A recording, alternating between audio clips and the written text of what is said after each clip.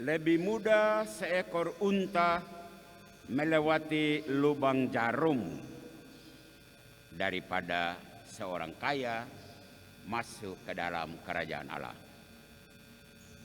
Bapak-bapak, ibu-ibu, saudara-saudari, dan anak-anak, juga para suster, dan siapa saja yang saat ini memantau perayaan Ekaristi ini lewat radio Tiga Raja FM maupun lewat live streaming Katedral Tiga Raja.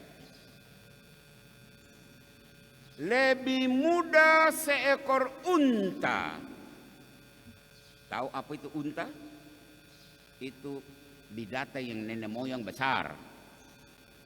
10 ekor babi baru sama dengan unta.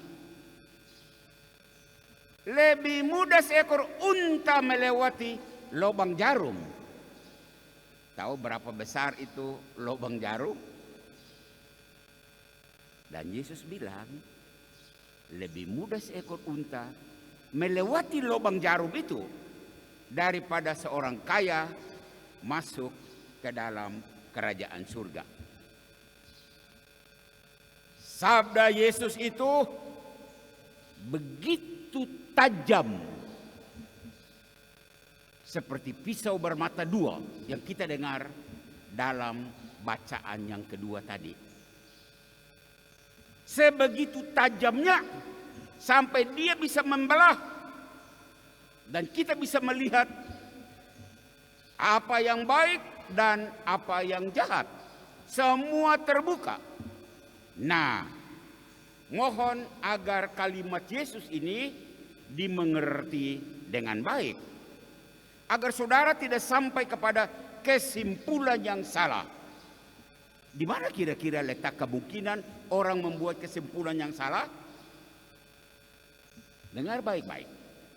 Bisa jadi orang dengan mendengar kalimat Yesus tadi yang seperti pisau bermata dua itu, maju kena, mundur kena, depan kena, ke belakang kena. Orang akan berpendapat seperti ini. Orang kaya itu celaka. Orang miskin itu selamat. Orang kaya sulit masuk surga. Orang miskin mudah masuk surga. Kalau begitu, ya jangan kita jadi orang kaya lah, supaya kita tidak celaka. Betulkah? Betulkah kesimpulan orang itu? Kesimpulan lanjut, sebaiknya kita tinggal miskin sajalah, agar kelak kita bisa masuk surga. Pertanyaannya, betulkah? Konsekuensi lebih lanjut dari kesimpulan keliru itu apa? Atau orang takut jadi kaya, atau orang kaya pada lari semua sebagai anggota gereja Katolik atau gereja Kristiani pada umumnya, atau orang gereja pengikut Yesus hanya terdiri dari orang-orang miskin. Saudara, muncul pertanyaan, apakah kekayaan itu jelek? Apakah semua orang kaya itu bernasib celaka? Muncul pertanyaan, apakah kemiskinan itu baik? Apakah semua orang miskin itu akan selamat? Hari ini kita merayakan hari ulang tahun ke-11 konsekrasi katedral. Masih ingat 12 tahun lalu, 13 tahun lalu, 14 tahun lalu, 15 tahun lalu, umat paroki ini membanting tulang mencari duit. Dengan keringat dan air mata mereka memperoleh uang untuk membangun gereja ini. Uang itu tidak baik? Kalau uang tidak baik, kenapa umat mati-matian mencari? Kalau uang itu tidak baik, kenapa sampai dengan uang itu orang membangun gereja katedral ini? Untuk menjawab semua pertanyaan ini, saya mengajak kita untuk masuk dalam konteks cerita Injil pada hari ini. Nah, untuk memperoleh hidup yang kekal itu, ada seseorang yang berlari-lari kepada Yesus dan bertanya, Yesus, supaya bisa selamat itu, kira-kira apa yang harus saya buat? Dan Yesus menjawab, kamu kan tahu perintah Allah bukan? Isi perintah Allah. Jangan membunuh, jangan mencuri, jangan berdusta, dan seterusnya. Dan orang itu menjawab, ya, saya dari masa muda saya tahu dan saya sudah melakukan semua itu. Yesus menjawab, oke, baik. Tinggal satu yang belum. Kau pulang. Kau jual seluruh milikmu, kasih kepada orang yang membutuhkan, kemudian kau datang dan ikuti aku. Kaget dia. Oh no, maaf, itu tidak bisa. Dia balik belakang, pergi meninggalkan Yesus. Nah, dalam konteks inilah keluar kata-kata Yesus yang kita dengar itu. Lebih gampang seekor unta memasuki lubang jarum daripada orang berharta masuk ke dalam kerajaan Allah. Orang pasti bertanya, persoalannya terletak di mana? Mohon dengar baik-baik. Persoalan bukan terletak di soal harta, bukan terletak di soal uang. Uang dan harta itu tidak jelek. Uang dan harta itu baik. Dan kita sudah membuktikan itu 12 tahun lalu dengan hadirnya gereja ini bisa didirikan, bisa diresmikan karena ada uang. Lalu persoalan ada di mana? Ini dia, mohon dengar baik-baik. Persoalannya ada orang yang menempatkan harta dan uang pada posisi yang sebegitu tinggi sehingga Tuhan berada pada posisi lebih rendah dari harta dan uang itu. Mungkin baik pastor memberikan sedikit ilustrasi lebih jauh. Kalau dibuatkan sebuah urutan skala nilai, maka bagi orang kaya itu urutan adalah kira-kira seperti begini. Dia buat urutan nomor 1, urutan yang paling tinggi adalah uang, harta yang banyak. Nomor 2, relasi yang baik, kolusi dengan teman-teman yang bisa mendukung supaya saya bisa dapat harta. Urutan ketiga, pangkat, posisi, kedudukan. Urutan keempat, ada pekerjaan yang baik. Ya, kerja sampai lembur, jauh malam. Itu prioritas dia, nilainya. Nomor 5, berlibur, berrekreasi. Bukan hanya di kota Timika, berluar daerah, bahkan bila perlu ke luar negeri. Nomor 6, olahraga. Nomor 7, begitu seterusnya. 8, 9, 10, 11, 12, terus sampai baru nomor 50. Bahkan nomor 100 itu urusan Tuhan. Doa kombas, pergi ke gereja, Itu urutan ke-50, urutan yang ke-100. Kalau itulah letak soal, maka mohon dicatat, sikap batin semacam ini tidak hanya ada pada orang kaya, tetapi juga ada pada orang miskin. Karena dia miskin, pikiran hari-hari hanya penuh dengan uang. Bagaimana saya dapat uang? Bagaimana saya dapat harta yang banyak? Maka kalau dibuat skala prioritas dalam hidup untuk orang miskin, dia juga punya urutan, dan pasti dia akan buat begini. Nomor 1, saya harus punya uang, ya. Nomor 2, saya harus punya harta yang banyak.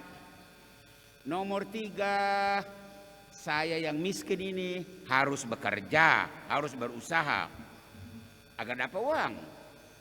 Tetapi karena pekerjaannya tidak dapat, lamar di sana tolak, lamar di sini tolak, maka nomor keempat, curi.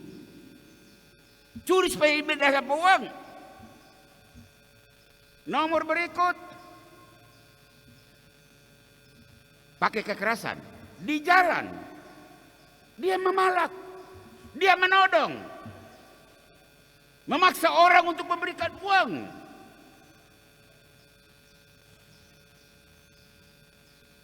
Dan dia yang sudah punya kerja, orang miskin tadi, uang belum cukup, maka korupsi.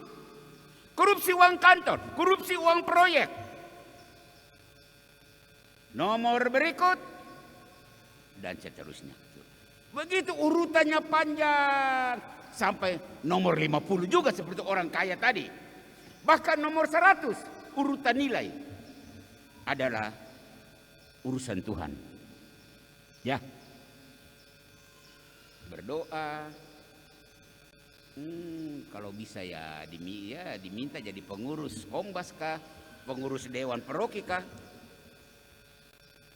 Kalau itulah letak soal, maka kalimat dalam Injil pagi ini,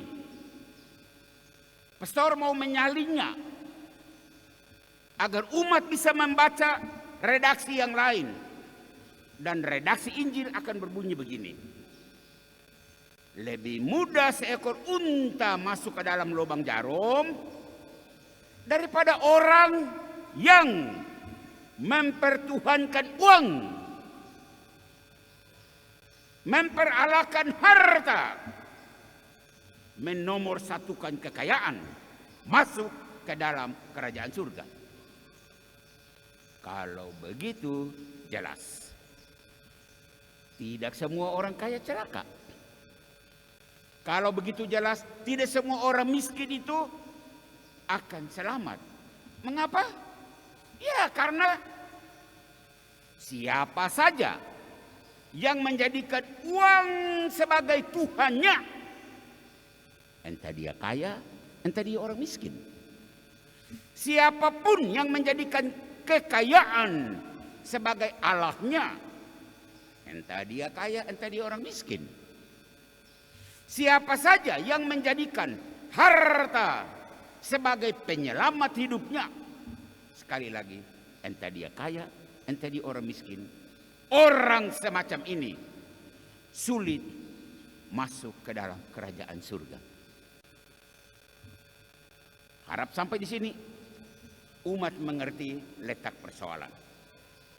Bapak-bapak, ibu-ibu, saudara-saudari, dan anak-anak yang Tuhan kasihi, tanggal 7 Oktober 11 tahun yang lalu kita merayakan konsekrasi katedral ini. Dan pada hari itu kita menghadirkan di kota ini, kita menghadirkan di daerah kabupaten ini, kita menghadirkan di Pulau Papua ini sebuah bangunan fisik gereja yang besar, tinggi, indah, dan megah. Di hari ulang tahun yang ke-11 ini, kalau kita kaitkan bacaan Injil, bacaan-bacaan hari ini dengan pesta konsekrasi katedral, pastormu punya satu pesan untuk umat. Sekaligus punya satu harapan. Pesannya apa? Hadirkan bangunan rohani pribadimu. Hadirkan bangunan rohani keluargamu. Hadirkan bangunan rohani kombasmu. Hadirkan bangunan rohani parokimu. Sebesar bangunan ini, setinggi bangunan ini, seindah bangunan ini, dan semegah bangunan fisik ini. Mengapa? Karena kita menghadirkan sebuah bangunan fisik yang sebetulnya merepresentasikan bangunan rohani yang kita punya. Atau kita menghadirkan bangunan yang besar, indah ini, supaya kita membangun rohani kita, rohani keluarga kita, rohani kombas kita, seindah, sebesar, setinggi bangunan fisik ini. Itu pesan di hari ulang tahun yang ke-11 ini. Harapan, paling tidak harapan dari pastormu adalah semoga kehadiran bangunan gereja katedral ini membantu umat untuk bijaksana, seperti dalam bacaan yang pertama tadi. Bijaksana dalam hal apa? Dalam menentukan prioritas-prioritas nilai. Ada begitu banyak nilai yang ditawarkan oleh dunia. Dan harapan dari pastor adalah dari sekian banyak nilai, kehadiran gereja ini membantu umatnya untuk mampu menentukan prioritas yang benar. Nilai apa yang harus dinomorsatukan dan nilai apa yang harus dinomorduakan. Ingat sabda Yesus hari ini. Lebih mudah seekor unta masuk lubang jarum daripada orang kaya masuk ke dalam kerajaan surga. Dan pastormu mau menyalin sabda Yesus itu dalam kalimat lebih bebas. Lebih mudah seekor unta masuk lubang jarum daripada umat paroki katedral yang mempertuhankan harta dan kekayaan masuk ke dalam kerajaan surga. Selamat hari ulang tahun konsekrasi katedral, hari ulang tahun ke-11. Tuhan memberkatimu, Tuhan memberkati keluargamu, Tuhan memberkati pekerjaanmu, Tuhan memberkati paroki kita. Semoga sesudah dalam memasuki tahun ke-11, pastor dan umat, pastor dan dewan paroki, pastor dan pengurus wilayah dan kombas, pastor dan seluruh umat, kita bergandengan tangan, melangkah bersama untuk menentukan nilai-nilai mana yang menjadi prioritas pergumulan kita, perjuangan kita, sehingga gereja yang besar ini di kota ini, bahkan besar di pulau ini, kita menjadi saksi bahwa tidak percuma kita membangun sebuah bangunan fisik yang indah, tapi bangunan fisik yang indah yang membantu kita untuk menjadi pengikut Yesus yang lebih baik. Amin.